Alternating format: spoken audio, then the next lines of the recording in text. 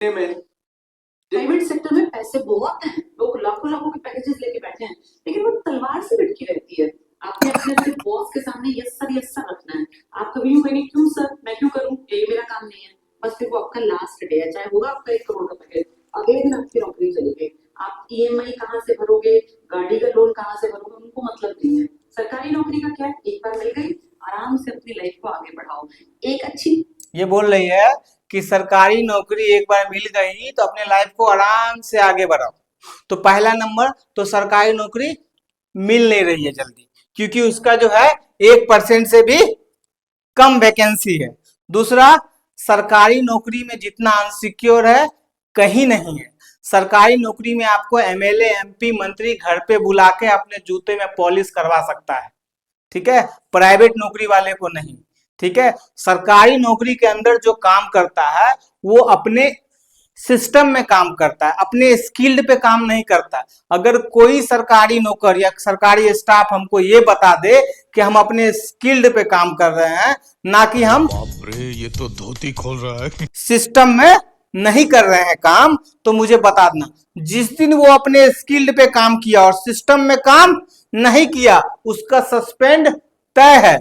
System में मतलब क्या, एमपी आया सलाम सर, एमएलए आया सलाम सर, जनता आया नमस्ते सर। क्योंकि जो सरकारी स्टाफ होता है वो सबका नौकर होता है, जो प्राइवेट स्टाफ होता है वो किसी एक का होता है। ठीक है, और जो स्किल्ड होता है वो किसी का भी नौकर नहीं होता। जो प्राइवेट कंपनी में स्किल्ड होता है वो किसी का नौकर नहीं होता है। अगर आप मान लीजिए एग्जांपल के लिए, आपकी एक कंपनी है और आपके कंपनी में एक बंदा है जो बहुत ही स्किल्ड है, और उसके वजह से आपका कंपनी का सारा सेल्स हो रहा, ठीक है, उसी की वजह से कंपनी चल रहा है, उसमें इतना टैलेंट है। तो वो बंदा क्या आपको थोड़ा टूटा हुआ बोली भी बोल देगा तो क्या आप उसको निकाल देंगे? नहीं निकालेंगे, क्योंकि उसको निकालेंगे तो आप रोड पे आ जाएंगे। तो आप स्किल्ड पे काम कीजिए, ना कि सिलेबस पे। सिलेबस पे काम कीजिएगा तो इस मैडम जैसे बोल रहे हैं ना, ऐसे आप सिस्टम में चले जाइएगा। और जैसे लालू के राज में आईपीएस के बीवी को घर पे बुला लिया जाता था और साथ में नमकीन खाता था, वैसे आपके बीवी के साथ भी खाएगा। प्राइवेट नौकरी में किसी भी एमएलए एमपी का मजाल नहीं है जो बोलेगा मेरे घर पे आ जाओ, नहीं तो तुम्हारा अगला महीना के सैलरी रुकवा देंगे। ऐसा मजाल किसी एमएलए एमपी में नहीं है। ठीक है, तो ऐसे ऐसे बरगलाने वाली मैडम के पीछे आप ना पड़े। क्योंकि आप ये देखें ना, ये मैडम खुद सरकारी नौकरी क्यों नहीं की, ये खुद प्राइवेट कोचिंग चला रही है। इसको ये भी डर तो होना चाहिए, अगर सडनली कुछ हो गया, बच्चा आना बंद कर दिया, हमसे अच्छा कोई टीचर आ गया, उसमें चला गया, तो नहीं आती ना। इसको पता था हम बच्चे को बरगला सकते हैं अच्छे से अच्छे तरीके के, और ये एक मोटिवेशनल स्पीकर की तरह नए नए बच्चों के सामने आके खुद को रिप्रेजेंट कर दिए। ठीक है, और इन औरतों की वजह से जो औरत के बहकावे में आते हैं ना, वो बर्बाद हो जाते हैं, चाहे कोई भी औरत हो। तो इनके बहकावे में आप ना, इनके के किसी के भी बहकावे में ना, आपके मन में जो कर रहा है आप वो करें, सही सोचे और सही डिसीजन ले, और स्किल पे काम करे, ना कि सिलेबस पे। सिलेबस पे काम कीजिएगा तो आप सिस्टम में काम कीजिएगा, और सिस्टम आपसे क्या क्या कराएगी वो हमने आपको पहले ही बता दिया। ठीक है, बहुत बड़े बड़े लोग हैं जो सरकारी नौकरी नहीं किए हैं, लेकिन सरकारी में जो बड़े बड़े लेवल के लोग हैं ना, उसको बुला लेते हैं तो दौड़ के आते हैं, सब कुछ छोड़ के आते हैं। पता है क्यों? क्योंकि जो बड़े लेवल पे है उनके पास स्किल्ड है, वो सिस्टम में सिलेबस पढ़ के नहीं गए। सिलेबस पढ़ के जाइएगा, सिस्टम में रह जाइएगा। अगर ऊपर जाना है तो आपको स्किल्ड पे काम करना पड़ेगा। अगर कोई बोले हम गलत बोल रहे हैं तो मुझे बता देना, नहीं हम गलत बोल रहे हैं तो ठीक है। मैं एक एग्जांपल लेता हूं, देखिए, ये है जैसे लोग आजकल सरकारी नौकरी के पीछे भाग रहे हैं, और सबको पता है कि सरकारी नौकरी जो है 1% से भी कम है, 1% से भी कम है। आप काउंट करेंगे बहुत ज्यादा कम है। मैं उतना उसमें सोचा उस पर रिसर्च करना भी अच्छा नहीं है, इसीलिए मैंने किया नहीं। मुझे इतना पता है मोटा मोटी कि 1% से भी सरकारी नौकरी कम है। ठीक है, आप बताइए इस 1% के पीछे 100% भाग रहा है। आजकल टीचर लोग अपने नमक को चीनी बना के बेचने के चक्कर में आपको ये भी बोलेंगे बेटा तुमको एक ही सीट से मतलब है, तुमको 100 सीट से मतलब नहीं है। क्यों? क्योंकि उसी एक ही सीट के लिए तभी तो लाखों बच्चों आएंगे और ये करोड़ों में कमाएंगे, अपने अगले 7 पुश्त खाएंगे, उतना पैसा कमा के रख लेंगे। ठीक है, तो 1% के पीछे भगाने का उन लोगों का रीजन है क्योंकि मोटा पैसा आता है। अभी सबसे ज्यादा जो इनकम है ये सरकारी नौकरी की तैयारी करवाने के पास। ठीक है, अब देखिए ये कार है सरकारी नौकरी, और ये आप हैं, ये आप हैं जो सरकारी नौकरी के पीछे भाग रहे हैं। ठीक है, ये आप हैं सरकारी नौकरी के पीछे भाग रहे हैं, और भी नीचे बहुत है, लाखों करोड़ों है। ठीक है, और ये बंदा है प्राइवेट नौकरी कर रहा है। ठीक है, और आपको जाना है इस, ये जो है आपका लाइफ का एंड है, जो 60 साल पे आपको रिटायर्ड लेना है, बच्चों के लिए जमा करना है, अपने लिए कुछ जमा करना है। तो आप ये बताइए कि सरकारी नौकरी के पीछे भागते भागते यहाँ आइएगा और बोलिएगा कुछ नहीं हुआ, नौकरी भी ना मिला, अब जो करेगा हमारे बेटा करेगा। तो तू क्या किया? फिर तुम्हारा बेटा भी बोलेगा हमारे बेटा करेगा। ठीक है, तो या आप ये बेटर समझेंगे जी ये प्राइवेट नौकरी वाला जैसा ही साइड हो कि अपना स्किल्ड बढ़ा के इस रास्ते से आप यहाँ पहुंच जाए, और ये यहाँ का यहाँ घूमता रहे, कोई बात नहीं, जिसको मिला मिला, नहीं मिला नहीं मिला।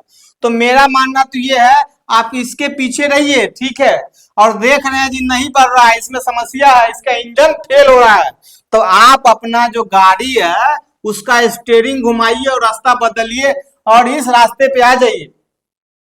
समझ रहे हैं? आप अपना कभी कैलकुलेशन कीजिएगा, अगर मान लीजिए आप बहुत ही इंटेलिजेंट है, आपका लक अच्छा है, लेबर अच्छा है, चांस अच्छा है, और आप 20 साल की एज में जो है आपको नौकरी मिल गया। ठीक है, तो आप 40 साल नौकरी करेंगे, तो 40 साल को आप 12 से मल्टीप्लाई कर दीजिए और 50,000 एवरेज ले लीजिए आप सैलरी। ये जोड़ के देखिएगा जीवन में कितना कमाइएगा। 2.5-3 करोड़ से कम कमाइएगा। अगर मान लीजिए आप इस रूट में आ गए तो क्या पता आधे रास्ते में 30 साल में ही जाके आप इतना कमा ले, डबल कमा ले। हाँ, ये 10-10 साल जो सरकारी नौकरी के पीछे भाग रहे हो और कुछ नहीं मिल रहा है, बाद में लगता है हम कोई काम कर नहीं रहे, क्योंकि आप सिलेबस के पीछे भाग रहे थे और स्किल पे ध्यान ही नहीं दिए, और सिलेबस का मार्केट में डिमांड ही नहीं है। ठीक है, तो आप सिलेबस के पीछे ही भागते रह जाएंगे और मार्केट में स्किल का डिमांड है, फिर आप भी घर जाइएगा बोलिएगा पढ़ाई तो हम भी बहुत किए थे लेकिन कुछ हुआ नहीं। उस समय ना बीजेपी का सरकार था, उस समय कांग्रेस का सरकार था, वैकेंसी ये नहीं आया। अरे वैकेंसी कितना आएगा? लालू यादव के बेटा की तरह घर घर नौकरी देगा? वो भी बोल ही रहा है देगा नहीं। ठीक है, तो आप स्किल्ड पे काम कीजिए, ना कि सिलेबस में। सिलेबस में काम कीजिएगा, सिस्टम में जाइएगा बहुत मेहनत करने के बाद, अब चले भी जाइएगा तो आपका हाल पता ही है क्या होगा। जो सरकारी नौकरी में है, आप कितने डी ग्रुप वाले को देखें 30,000 जो कमाता है, उस किसने को देखे जो ब्रांडेड कपड़ा पहना है, पूमा पहना है, ये पहना है, वो पहना है, अल्लाह फलना पहना नहीं पहना है कुछ। उस साला जो शादी में देता है ना, उसी को पहन पहन को रिटायर हो जाता है। जो शादी में उसको मान लीजिए 15 लाख रुपया दिया, ठीक है, और 2-3-4 सेट जो कपड़ा दिया, शर्ट पैंट दिया ना, जहां जाएगा वही शर्ट पैंट टांग देगा। ठीक है, उसी में रिटायर हो जाएगा। अब प्राइवेट नौकरी वाला को 25,000 रुपया भी दे रहा है ना, ठीक है, उसका देखिए कान में एयरबोर्ड, प्रॉपर कोट, ये वो अल्लाह फलना जो कि ये वो पूमा का जूता, ये वो कैसे मेंटेन कर रहा है बताओ ना। इसका स्किल्ड है, 25,000 में इतना अच्छा लाइफ जी रहा है कि साले चूतिया लोग जो है 50,000 में नहीं जी पा रहा है। क्यों? ग्रुप डी में है, ग्रुप सी में है। आप आना साइबर हब में, वहां देखना गुड़गांव में, वहां पे 30,000 40,000 वाला 50,000 वाला बंदा अच्छा से जी रहा है, ओला में बैठ के आता है, ओला में जाता है।